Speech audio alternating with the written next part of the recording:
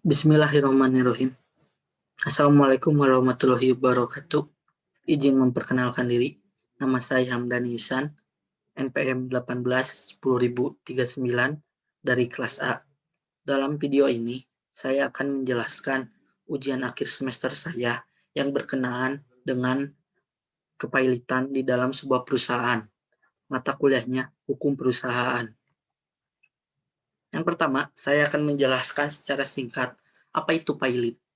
Pailit adalah suatu keadaan di mana pihak yang berhutang atau debitur, yaitu seseorang atau badan usaha, tidak dapat menyelesaikan kewajibannya membayar utang terhadap pihak yang diberikan dari pihak yang pemberi utang atau kreditur.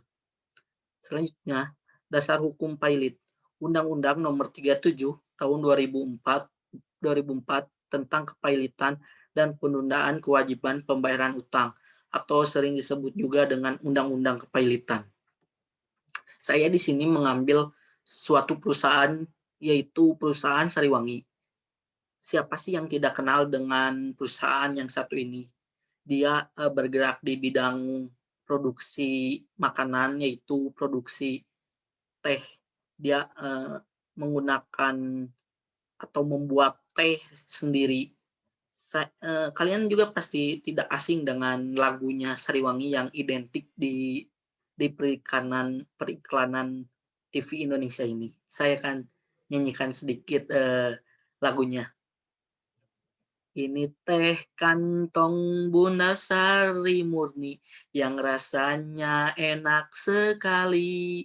Semua suka aromanya nikmat, bikin kita jadi semangat. Itu salah satu lagu yang sangat khas dari Sariwangi. Di sini ada sejarahnya dari PT Sariwangi tersendiri. PT Sariwangi Agricultural Estate Agency didirikan pada tahun 1962, kantornya berada di Gunung Putri, Bogor, Jawa Barat.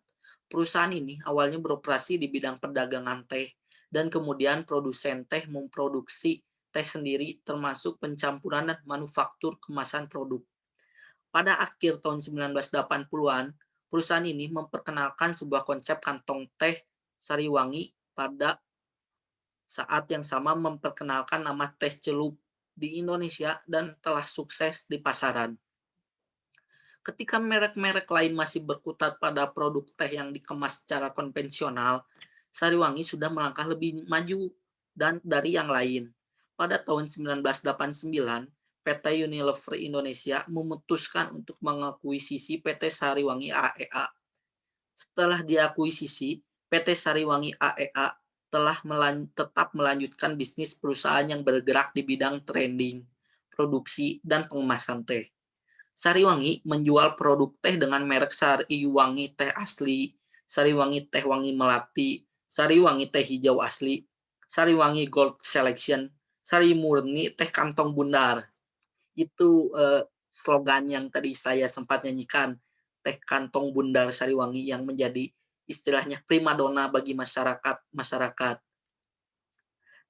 Di penjualan perusahaan ini telah mencapai 46.000 ton per tahunnya. Selain itu, perusahaan ini juga menyuplai dengan produksi mencapai hampir 8 juta kantong per tahunnya. Identifikasi masalah yang akan saya bahas yaitu ada 3. Yang pertama, apa yang menjadi alasan kepailitan dari PT Sariwangi AEA? Dan yang kedua, apakah konsumen dapat menikmati teh Sariwangi pasca dinyatakan pailit?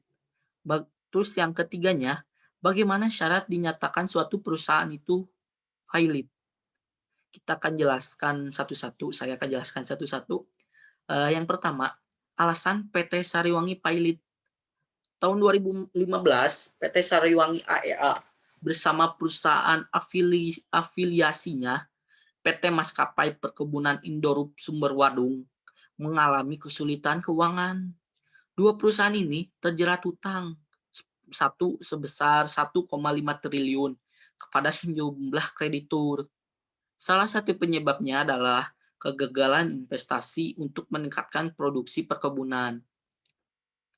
Perusahaan ini mengembangkan sistem drainase atau teknologi penyiraman air dan telah mengeluarkan uang secara besar-besaran.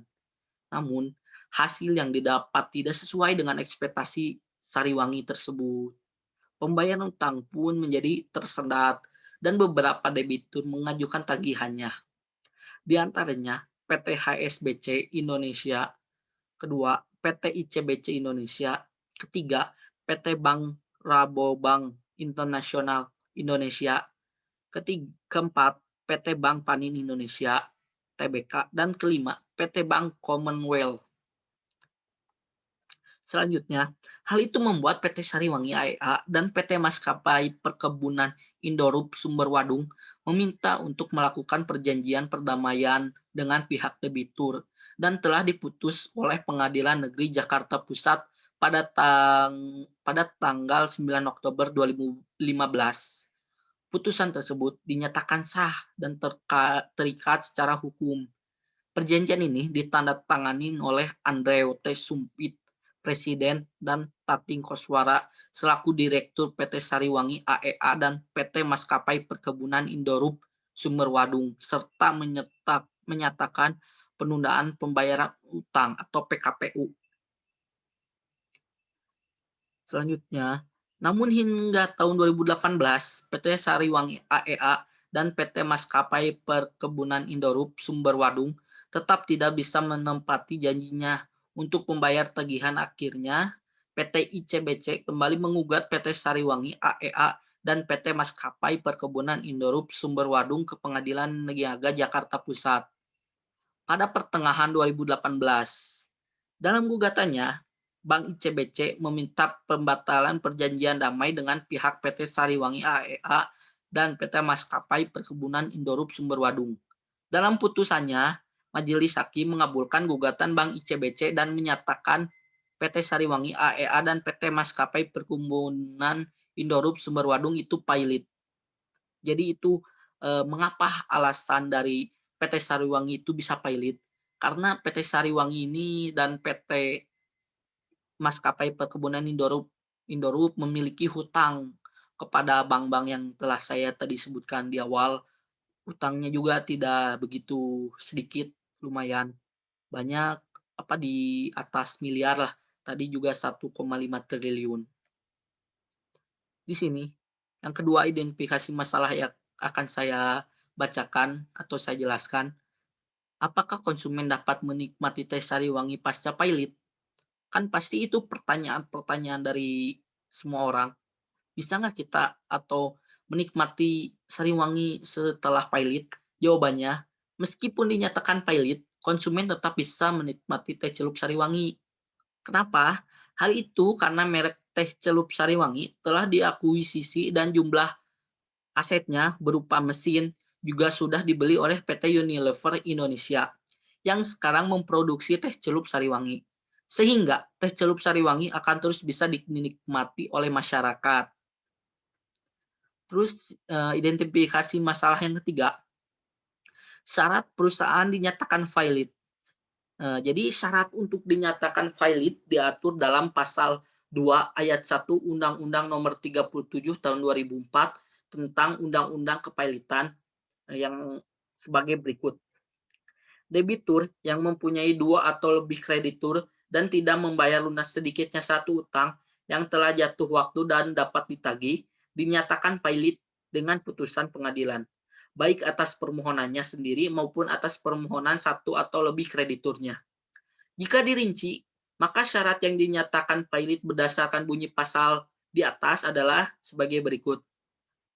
Yang pertama, harus mempunyai minimal 2 kreditur atau lebih.